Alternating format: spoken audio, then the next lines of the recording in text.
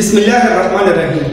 السلام علیکم پیارے طلباء، اردو کلاس میں خوش آمدید۔ ہمارے آج کے لیکچر کا موضوع ہے مختلف اصناف سخن میں امتیاز کرنا۔ عام مفہوم کے مطابق تو ہر کلام منظوم نظم ہے، اور پھر موضوع اور حیت کے لحاظ سے اس کے بہت سارے اقسام ہیں، یعنی کون سا صرف کون سے موضوع کے لیے خاص ہے، یعنی حمد، نعت، نظم، غزل، رباعی وغیرہ کی نسبت سے سمجھنا کہ یہ صرف کس اعتبار سے کیا ہے اور اس کی اپنی کیا حیثیت ہے۔ قدیم شعراء اور نقادوں کی ہاں نظم کا کوئی تصور نہ تھا۔ انہوں نے پوری شعری سرمایہ کو حیت کے لحاظ سے غزل، قصیدہ، مثنوی، قطع اور رباعی وغیرہ کے نام سے تقسیم کر رکھا تھا۔ نظم کا تصور سب سے پہلی حالی کی ہاں ملتا ہے۔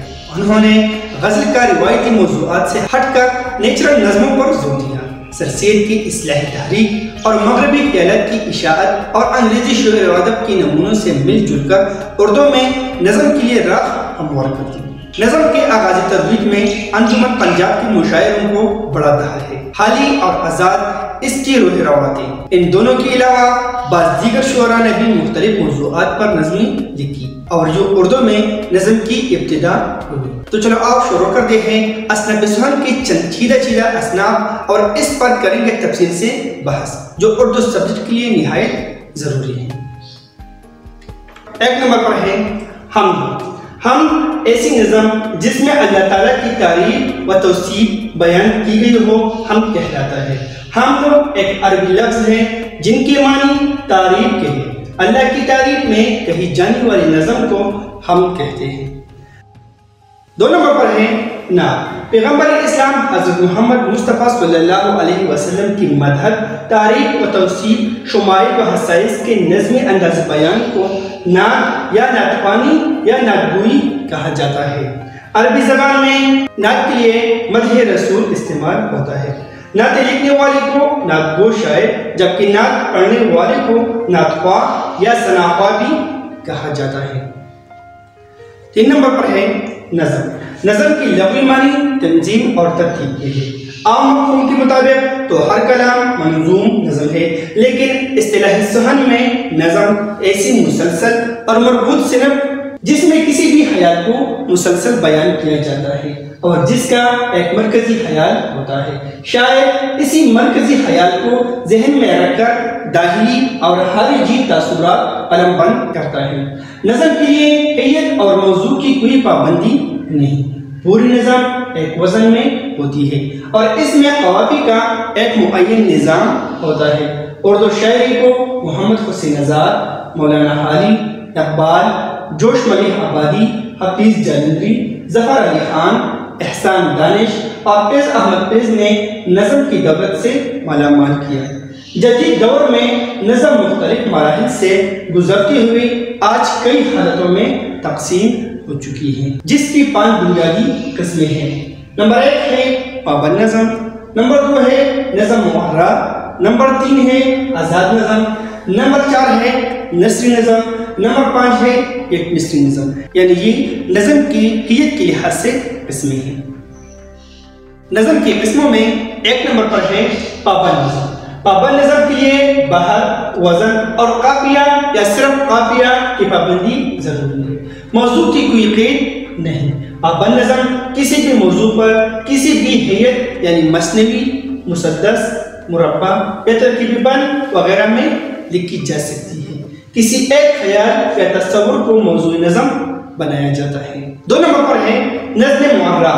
معرہ نظم ایسی نظم کو کہتے ہیں جس میں وزن بھی ہوتا ہے اور ارکان بحر کی پابندی بھی کی جاتی ہے، البتہ اس میں قافیہ اور ردیف سے کام نہیں لیا جاتا، چونکہ یہ نظم قافیہ سے عاری ہوتی ہے، اس لیے اسے معرہ یعنی غیر مقفع نظم بھی کہتے ہیں۔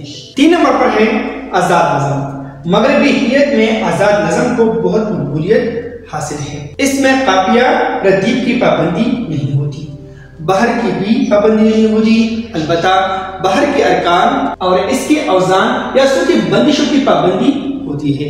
فرق صرف اتنا ہے کہ معرہ نظم میں بحر کے مقررہ اوزان استعمال ہوتے ہیں، جبکہ آزاد نظم میں ارکان بحر کی تعداد ہر مصرے میں متعین نہیں ہوتی۔ جس کی وجہ سے مصرعی چھوٹی بڑی ہو جاتے ہیں۔ 4 نمبر پر ہے نثری نظم۔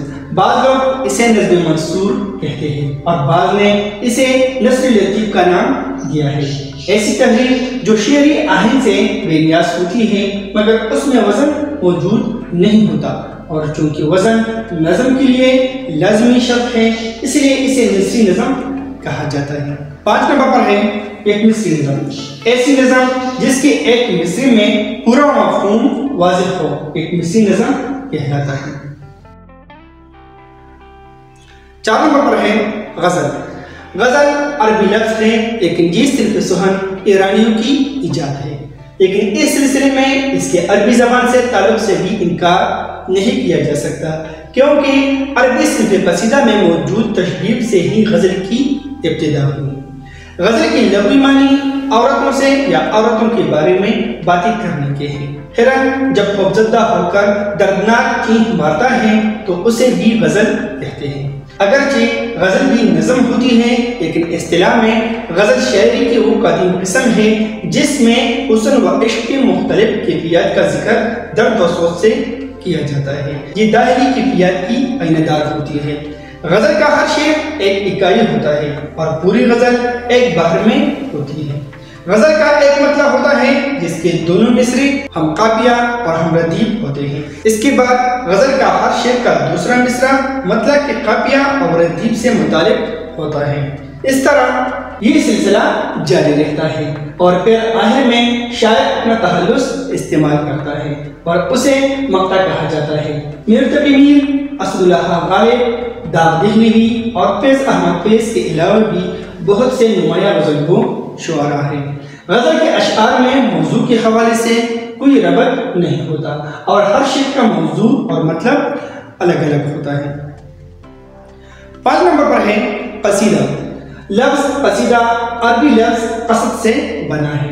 اس کے لغوی معنی قصد ارادہ کرنے کے ہیں، گویا قصیدے میں شاعر کسی خاص موضوع پر اظہار خیال کرنے کا قصد کرتا ہے۔ اس کی دوسری معنی مغز کے ہے، یعنی قصیدہ اپنے موضوعات اور مفاہیم کی اعتبار سے دیگر اصناف شعر کے مقابلے میں وہی نمایاں اور امتیازی حیثیت رکھتا ہے جو انسانی جسم و اعضاء میں مغز کو حاصل ہوتی ہے۔ فارسی میں قصیدے کو چامہ بھی کہا جاتا ہے۔ اردو ادب میں قصیدہ فارسی سے داخل ہوا۔ اردو میں مرزا رفیع سودا اور ابراہیم ذوق جیسے شعراء نے قصیدے کی صنف کو اعلیٰ مقام تک پہنچایا۔ قصیدہ خیرت کے اعتبار سے غزل سے ملتا ہے۔ بہر شعروں سے آخر تک ایک ہی ہوتی ہے۔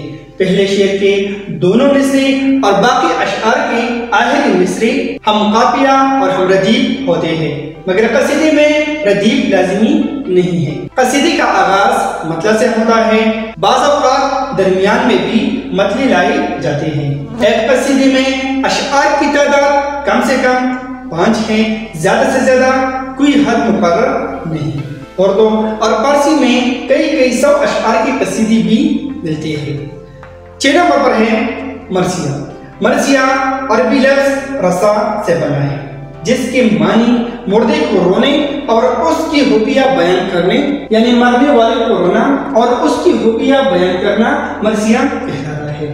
مرثیہ کی صرف عربی سے فارسی اور فارسی سے اردو میں آئی، لیکن اردو اور فارسی میں زیادہ تر اہل بیت یا واقعہ کربلا کے لیے محسوس ہے، لیکن اس کے علاوہ بھی بہت سے عظیم شخصیات کی مرثیے لکھے گئے ہیں۔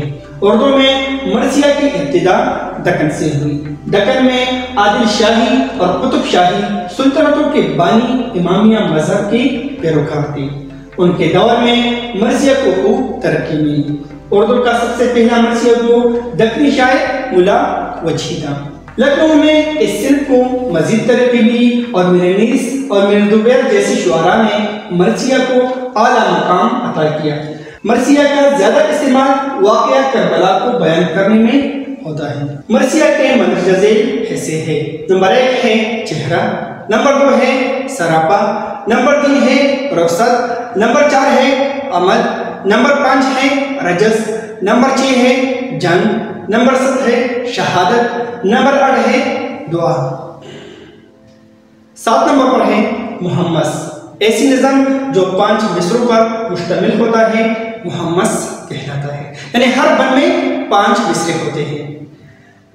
8 نمبر پر ہے مسدس، ایسی نظم جو 6 مصروں پر مشتمل ہو مسدس کہلاتی ہے، یعنی ہر بند میں 6 مصرے ہوتے ہیں۔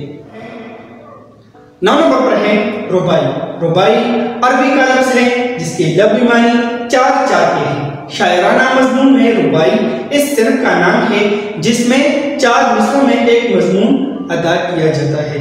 ربائی کا وزن محسوس ہے، پہلے اور چوتھے مصرے میں قافیہ لانا ضروری ہے، تیسرے مصرے میں اگر قافیہ لایا جائے تو کوئی عیب نہیں، اس کے موضوعات مقرر نہیں۔ اردو فارسی کے شعراء نے ہر نوع کے خیال کو اس میں سمویا ہے۔ ربائی کے آخری 2 مصروں میں خاص کر چوتھے مصرع پر ساری ربائی کا حسن و اثر اور زور کا انحصار ہے، چنانچہ علماء ادب اور فصحاء صحن نے ان امور کو ضروری قرار دیا ہے۔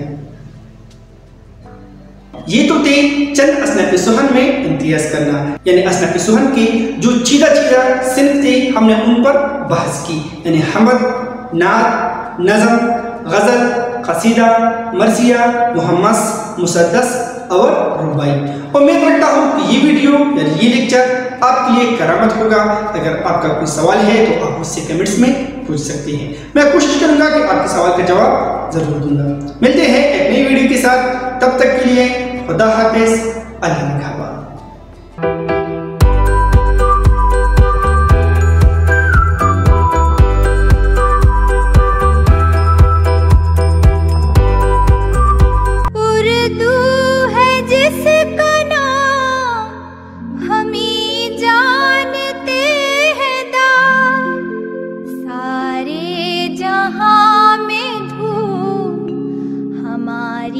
زباں کی ہے